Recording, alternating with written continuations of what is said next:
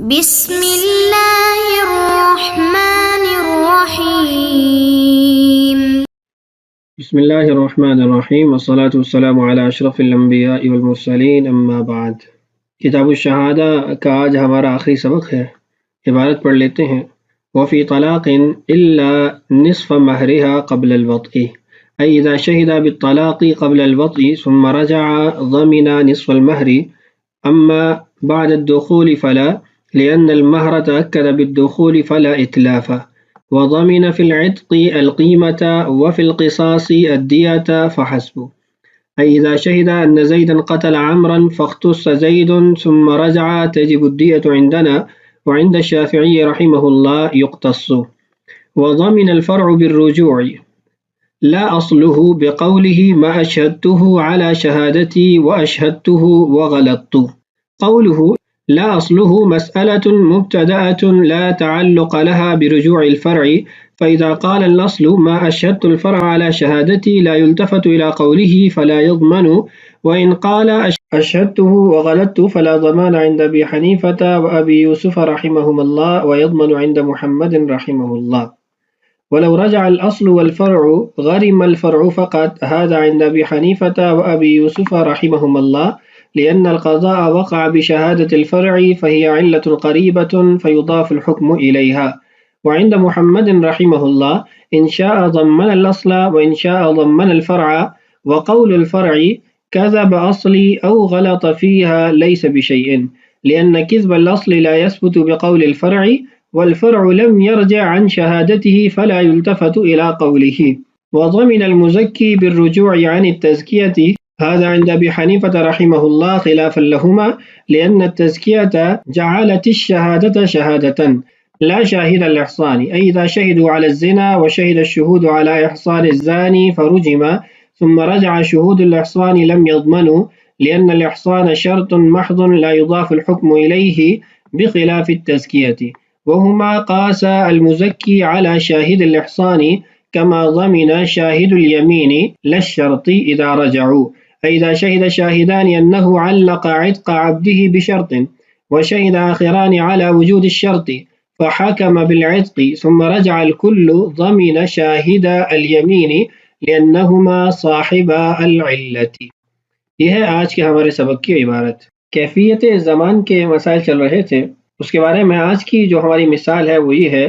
کہ اگر دو بندوں نے اس بات پہ گواہی دی کہ فلاں شخص نے اپنی عورت کو طلاق دے دی ہے اور مدعیہ وہ عورت ہے،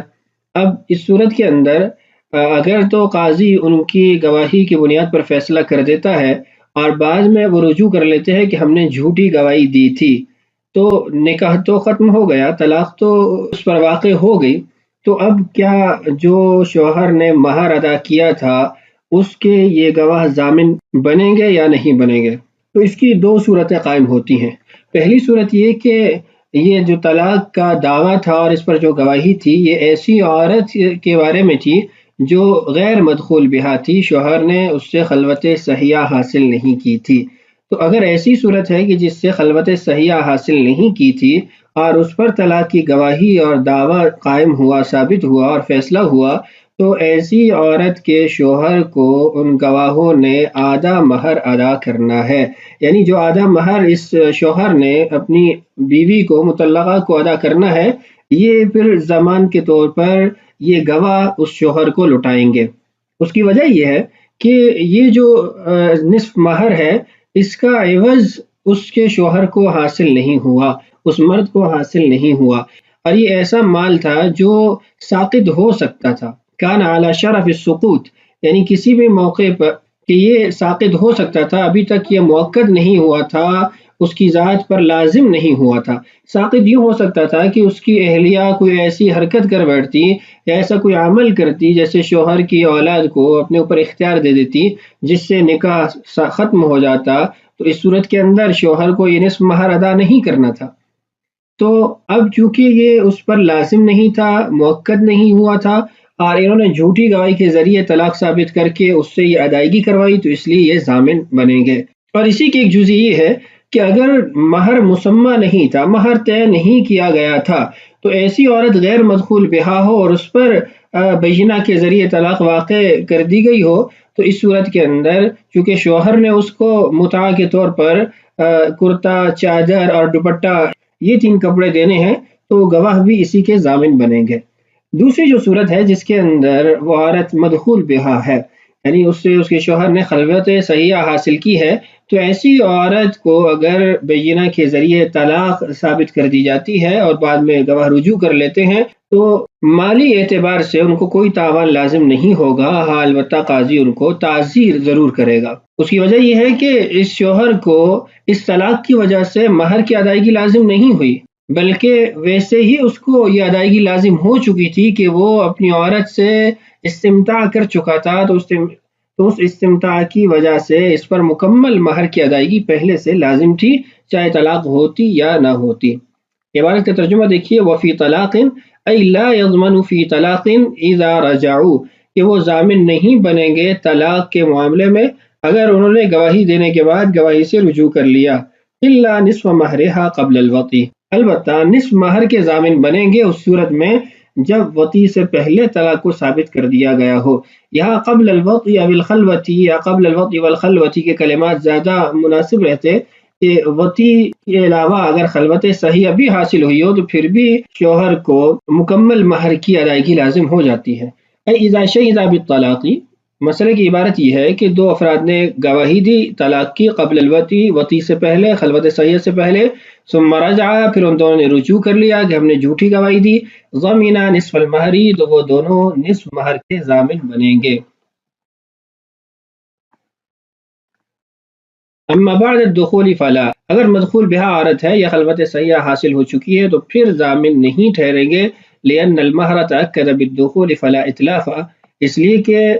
خلوت صحیحہ کے ذریعے یہ مہر مؤکد ہو گیا تھا، ثابت ہو چکا تھا، لازم ہو چکا تھا شوہر کو، یہاں پر اتلاف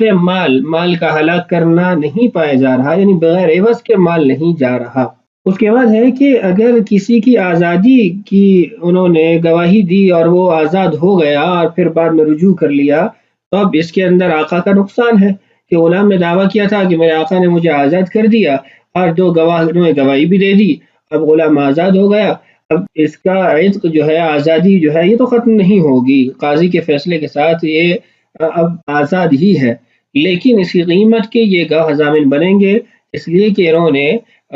جو غلام ہے اس کے آقا کا مال بغیر عوض کے ہلاک کیا ہے، ضائع کیا ہے۔ وضمن فی العتق القیمۃ، اگر غلام آزاد کروا دیتے ہیں گواہ اپنی گواہی کے ذریعے اور بعد میں رجوع کرتے ہیں تو وہ قیمت کے ضامن بنیں گے۔ وفی القصاص الدیہ فحسب، اور قصاص کے معاملے میں ان کو دیت لازم ہوگی اور یہی کافی ہے، اس سے قصاص نہیں لیا جائے گا۔ اس کی صورت کتاب میں ہی لکھی ہے، اسی کو پڑھ لیتے ہیں۔ اذا شہدا، 2 افراد نے گواہی دی، ان زیدا قتل عمرا، کہ زید نے عمر کو قتل کیا ہے، فاقتص زید، زید کو قصاصا قتل کر دیا گیا، ثم رجع، پھر ان دونوں نے رجوع کر لیا کہ ہم نے وہ جھوٹی گواہی دی تھی، زید نے اس کو قتل نہیں کیا تھا، ہمیں یہ معلوم نہیں ہے کہ زید نے اس کو قتل کیا تھا یا نہیں، تجب الدیت عندنا، تو دیت ہمارے نزدیک لازم ہوگی، قصاص نہیں لازم ہوگا۔ وعند الشافعی رحمہ اللہ یقتص، امام شافعی رحمہ اللہ فرماتے ہیں کہ اس سے قصاص لیا جائے گا۔ وہ فرماتے ہیں چونکہ یہ مسبب ہے اور ان کی وجہ سے یہ فعل وجود میں آیا ہے، اس لیے ان کو ضامن ٹھہرایا جائے گا۔ ہماری دلیل یہ ہے یا ہمارا جواب یہ ہے کہ قتل جو ہے وہ ایک فعل کا، عمل کا کرنا ہے، اور ان 2 گواہوں سے وہ فعل صادر نہیں ہوا، انہوں نے گواہیاں دی ہیں، بات بتائی ہے، اب بات اگر جھوٹی ہو تو یہ ایسا عمل نہیں ہے، ایسا فعل نہیں ہے جس سے قتل لازم آئے۔ دوسری بات یہ ہے کہ ان کے دونوں قولوں کے اندر شبہ ہے، ہمیں معلوم نہیں ہے کہ پہلی گواہی سچی تھی کہ اب بعد کی بات ان کی سچی ہے، ان کا رجوع معتبر ہے یا ان کی گواہی معتبر ہے۔ تو جب ان کے دونوں قولوں کے اندر سچائی اور جھوٹ کا شائبہ پایا جاتا ہے، احتمال پایا جاتا ہے، تو قصاص ایسی چیز ہے جو شبہات کی وجہ سے ساقط ہو جاتا ہے، تو ان شبہات اور احتمالات کی وجہ سے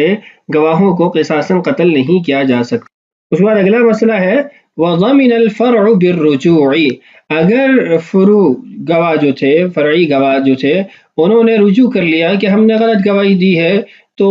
وہ ضامن بنیں گے، یعنی اصل وہ رجوع کرے یا نہ کرے، فروع اگر وہ اپنی گواہی سے رجوع کر لیتے ہیں تو ان کو تاوان دینا پڑے گا، ضمان لازم آئے گا، اس لیے کہ قاضی نے ان کی گواہی کی بنیاد پر فیصلہ کیا ہے۔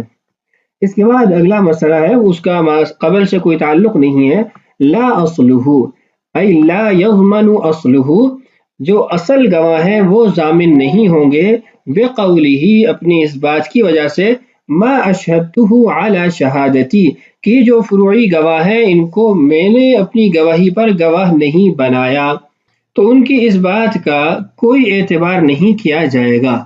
ہاں، یہ اس صورت میں ہوگا کہ جب قاضی فیصلہ کر چکا ہے، اگر قاضی نے فیصلہ نہ کیا ہو تو پھر فروع کی جو گواہی ہے اس کو رد کر دیا جائے گا، اس کو قبول نہیں کیا جائے گا۔ دوسری بات، وَأَشْهَدْتُهُ وَغَلَطْتُ، اگر وہ کہتے ہیں کہ ہم نے ان کو گواہ تو بنایا ہے لیکن ہم سے غلطی ہو گئی، تو اس کے بھی وہ ضامن نہیں بنیں گے۔ قولہ، متن کے اندر یہ کہنا لا اصلہ یعنی لا یضمن اصلہ، یہ جو عبارت ہے، مسئلۃ مبتدعۃ، یہ نیا مسئلہ ہے، لا تعلق لها برجوع الفرع، فروع کے رجوع کرنے والا جو مسئلہ ہے اس سے اس کا کوئی تعلق نہیں ہے، یعنی جو ما قبل میں مسئلہ ہے اس سے اس کا کوئی تعلق نہیں ہے۔ فَإِذَا قَالَ الْأَصْلُ، جب اصل گواہوں نے کہا، ما اشہدت الفرع علی شہادتی، یہ جو فروعی گواہ ہے ان کو میں نے گواہ نہیں بنایا، لا یلتفت الی قولہ، تو اس کی اس بات کا کوئی اعتبار نہیں ہوگا۔ اس صورت میں جب یہ اصل گواہ یہ فیصلے کے بعد رجوع کر رہے ہیں، اگر فیصلے سے پہلے رجوع کر رہے ہیں تو اس صورت کے اندر جو فروعی گواہ ہیں ان کی گواہی کا اعتبار نہیں کیا جائے گا۔ وَإِنْ قَالَ، اگر وہ کہتے ہیں أَشْهَدْتُهُ وَغَلَطْتُ، میں نے گواہ تو بنایا ہے لیکن مجھ سے غلطی ہوئی، تو اس صورت کے اندر بھی فلا ضمان عند ابی حنیفہ و ابی یوسف رحمہم اللہ، امام ابو یوسف اور امام ابو حنیفہ رحمہم اللہ کے نزدیک یہ لوگ ضامن نہیں ہوں گے۔ اس کی وجہ یہ ہے کہ قاضی نے اصول کی گواہی پر تو فیصلہ نہیں کیا، قاضی کی مجلس میں تو فروع کی گواہی تھی، اور فروع کی گواہی کو بنیاد بنا کر قاضی نے فیصلہ کیا ہے اور فروع کا رجوع نہیں پایا جا رہا۔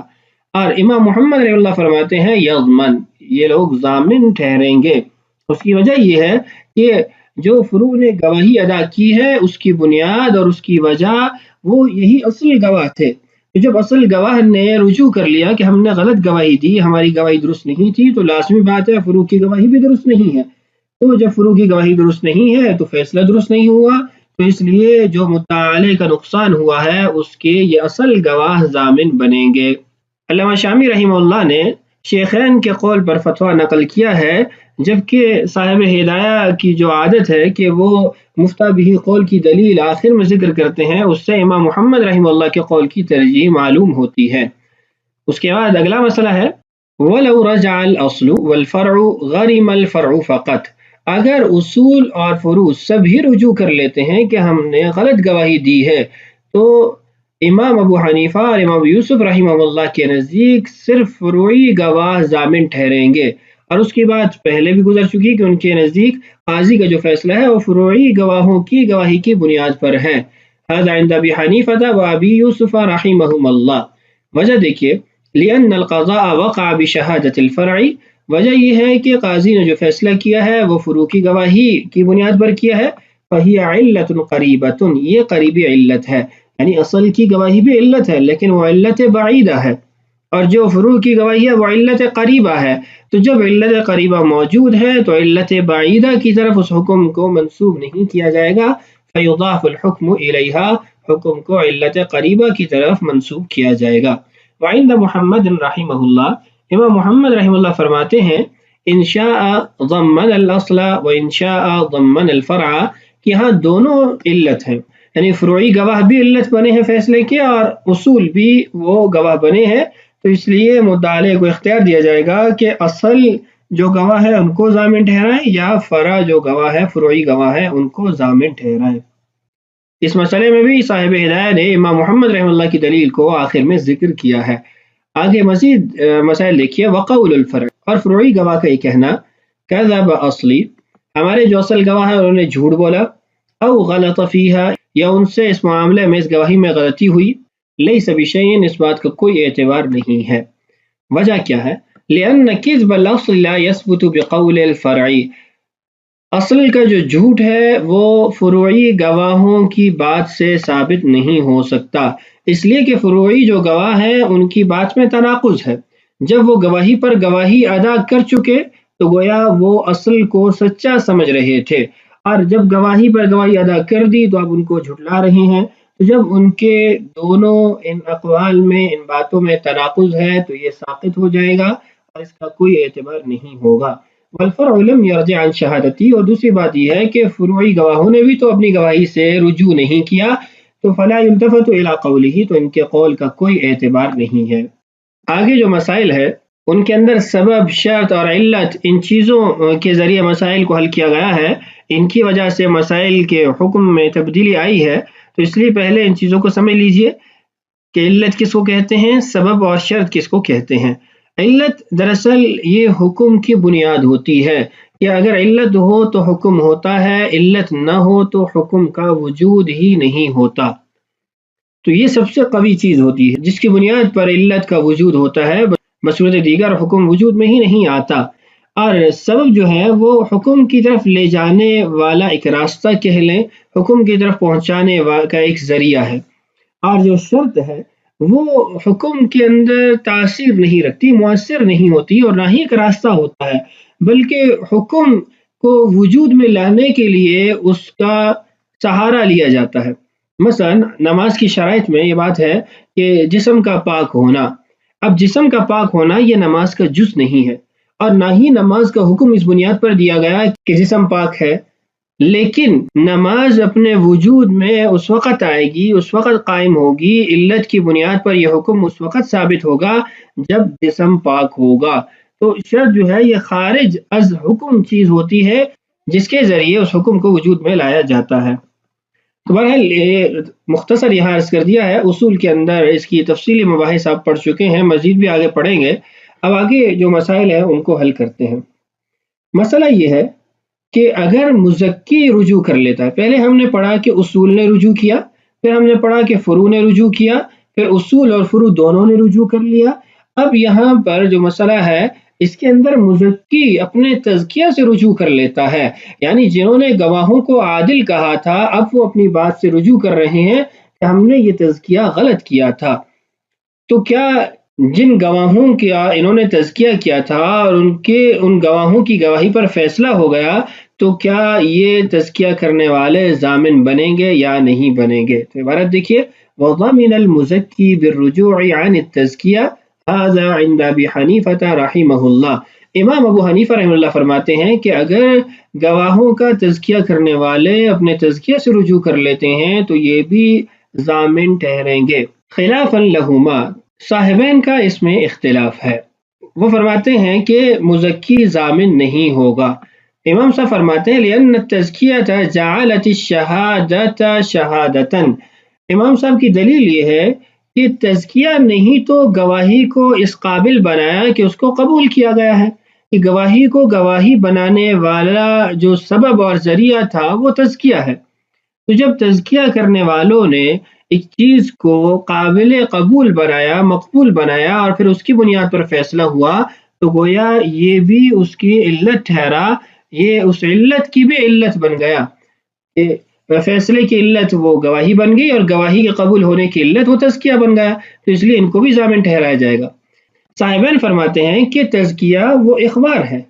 وہ تعریف و جرح ہے، کہ اس کی تعریف کر دی، اس کے اوپر جرح کر دی۔ تو تعریف اور جرح ایسی چیز نہیں ہے کہ جس کی بنیاد پر زمان لاحق کیا جائے، کسی کو تاوان لازم کیا جائے۔ اس کی مثال یوں سمجھیے کہ